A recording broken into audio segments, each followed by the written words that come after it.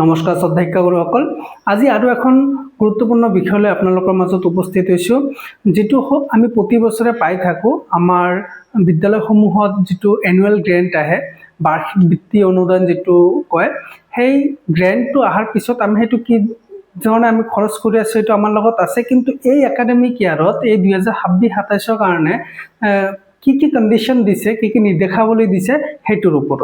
গতিকে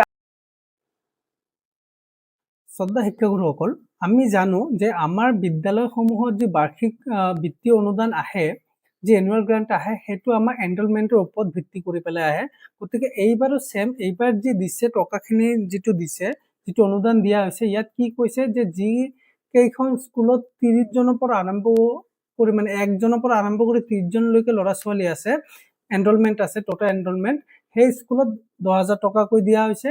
আৰু 31ৰ পৰা আৰম্ভ কৰি 100 জনলৈকে যিখন বিদ্যালয়ত আছে তাত 25,000 টকা দিয়া হৈছে। আৰু 101ৰ পৰা আৰম্ভ কৰি 250 জনলৈকে য'ত ল'ৰা ছোৱালী আছে, এনৰলমেণ্ট আছে, তাত 50,000 টকা দিয়া হৈছে। তাৰ লগতে যি কেইখন স্কুলত 251 মানে 251ৰ পৰা আৰম্ভ কৰি 1000 লৈকে আছে, তাত 75,000 টকা দিয়া হৈছে, 75,000। আৰু যদি কোনো স্কুলত 1000তকৈ বেছি এনৰলমেণ্ট আছে, তেনেহ'লে তাত 1 লাখ টকাৰ অনুদান দিয়া হৈছে এই বিত্তীয় বৰ্ষত। ঠিক আছে, স্কুলসমূহত।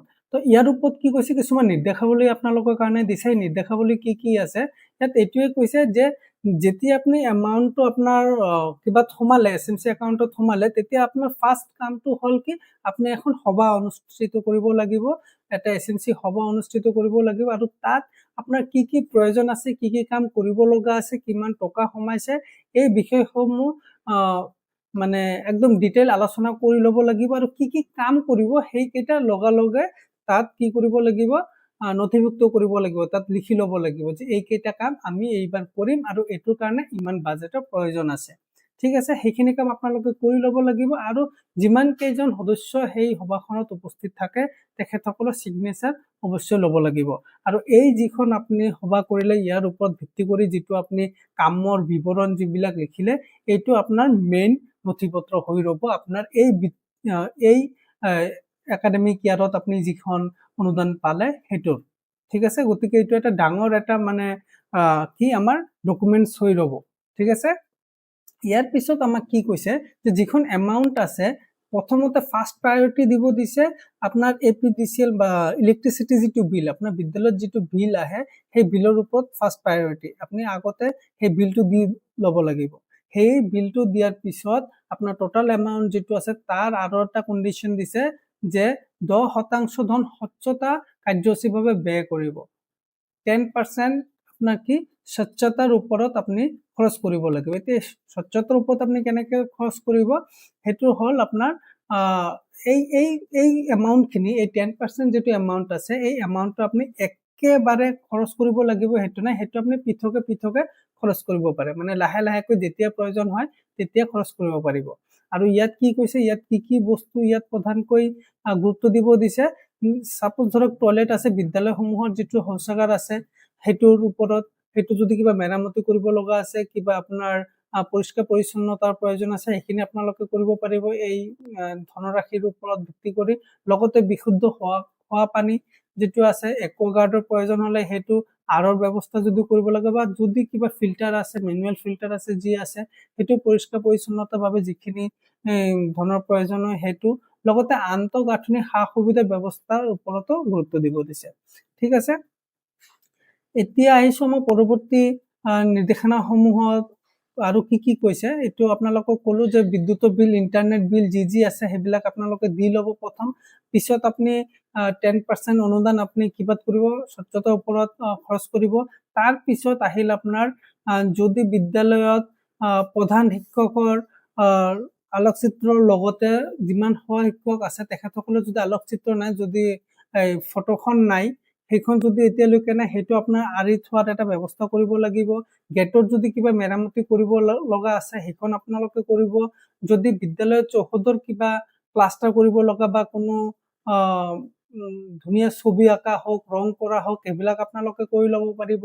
ঠিক আছে, লগতে বহু স্কুলত কি হয়, পানীৰ যিটো চ'ৰ্চ, দমকল মটৰ এইবিলাক বেয়া হৈ থাকে, তো সেই বস্তুবিলাক আপোনালোকে ঠিক কৰি ল'ব পাৰিব। লগতে আমাৰ ফেন বাল্ব এইবিলাক আমাৰ বেয়া হৈ থাকে, তো সেইকেইটা বস্তু আপোনালোকে আগত ঠিক কৰাই ল'ব, যিকেইটা আমাৰ বেছিক বস্তু হয়, হয়নে? আৰু লগতে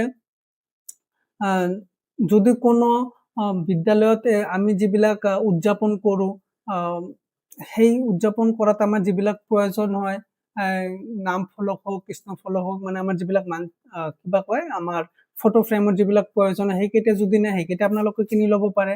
ঠিক আছে। যদি কোনো বিদ্যালয়ত চকী মেজৰ প্ৰয়োজন আছে, ল'ৰা ছোৱালী ডেস্ক বেঞ্চৰ প্ৰয়োজন আছে, সেইবিলাক যদি আপোনালোকে এই ৰাশিৰ বাকী যিখিনি এমাউণ্ট আছে, সেই এমাউণ্টৰ পৰা যদি খৰচ কৰি যদি আপোনালোকে মেইনটেইন কৰিব পাৰে, সেইখিনি কৰি লওক। ঠিক আছে। এই ধৰণৰ আপোনাৰ বিদ্যালয়ত যিমান কেইটা সৰু সুৰা বস্তু, যিকেইটা আপোনাৰ অলপ ধনৰ প্ৰয়োজন হয়, যিটো আপুনি নিজে কৰাটো সম্ভৱ নহয়, সেইকেইটা কাম আপোনালোকে এই ধনৰাশিৰ দ্বাৰা কৰি ল'ব লাগিব। ঠিক আছে। কিন্তু ফাৰ্ষ্ট প্ৰায়ৰিটি হ'ল আপোনাৰ কাৰেণ্ট বিলটো দিব লাগিব, বা ইণ্টাৰনেটৰ বিল যদি আছে সেইটো দিব লাগিব। নেক্সট হ'ল আপোনাৰ স্বচ্ছতাৰ ওপৰত যিটো আছে সেইটো আপোনালোকে কৰিব লাগিব, স্বচ্ছতাটো মেইনটেইন কৰিবই লাগিব।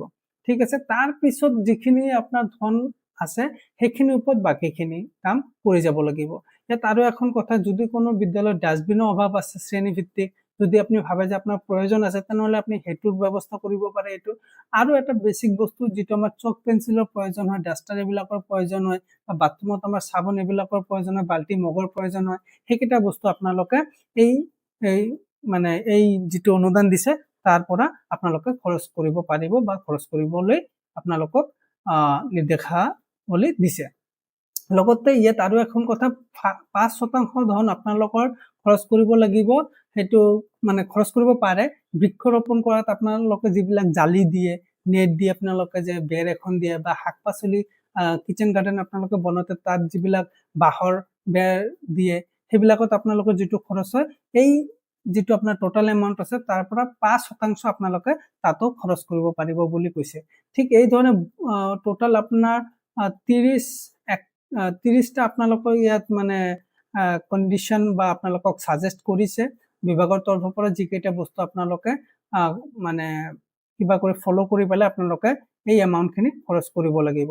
আৰু এই কামখিনি, এই খৰচখিনি আপোনালোকে 25 জুনৰ ভিতৰত ইউটিলাইজ কৰিব দিছে। 25 জুনৰ ভিতৰত এই খৰচখিনি আপোনালোকক কৰি ভাৰ্চাৰখিনি জমা দিব দিছে। আৰু ইয়াত এটা কি কৈছে, যেতিয়া আপুনি খৰচ কৰিব তাৰ 10 দিনৰ ভিতৰত আপুনি কি কৰিব লাগিব, এইটো এই প্ৰমাণ পত্ৰবিলাক আপোনালোকে খণ্ড প্ৰাথমিক বিষয় মানে BO অফিচত আপোনালোকে এইটো ছাবমিট কৰি দিব লাগিব। ঠিক আছে। লগতে যিমানকেইখন ভাউচাৰ আছে, যি আছে, এইবিলাকৰ ফটোকপি এটাকৈ নিশ্চয় ৰাখি দিব আপোনালোকৰ তাত, কাৰণ আমাৰ কেতিয়াবা অডিট যেতিয়া আহে তেতিয়া এই বস্তুবিলাকৰ প্ৰয়োজন হয়।